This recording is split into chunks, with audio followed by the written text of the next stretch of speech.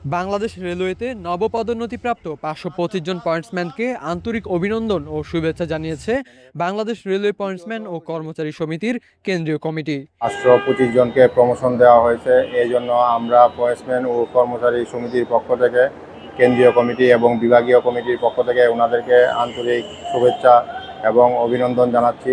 সেই সাথে রেল কর্তৃপক্ষকে ধন্যবাদ জানাচ্ছি দীর্ঘদিন পরে এখানে লোকবল সংকট নিরসনের জন্য, এবং ওনাদেরকে প্রমোশন দেওয়ার মাধ্যমে ওনাদের কাজের প্রতি আরও দায়িত্বশীল এবং উৎসাহ দেওয়ার জন্য রেল কর্তৃপক্ষকে ধন্যবাদ জানাই।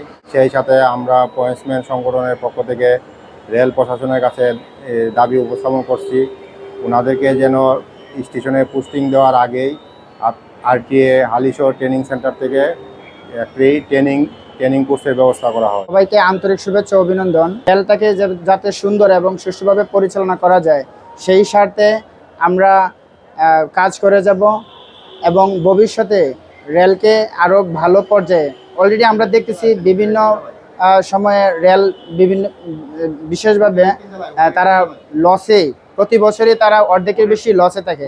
তো আমরা চেষ্টা করব আমাদের জায়গা থেকে যাতে রেলকে সুষ্ঠু ও সুন্দরভাবে পরিচালনা করা যায় এবং তাদেরকে লভ্যাংশ তুলে দেওয়া যায়, সেই সুবাদে আমরা কাজ করব।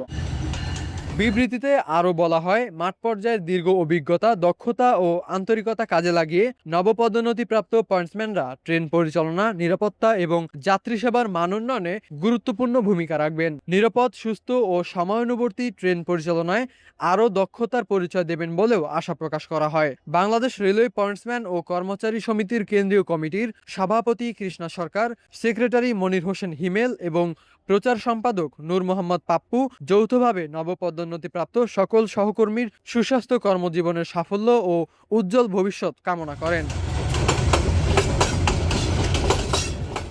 ইমন খান, রেল নিউজ, ভৈরব।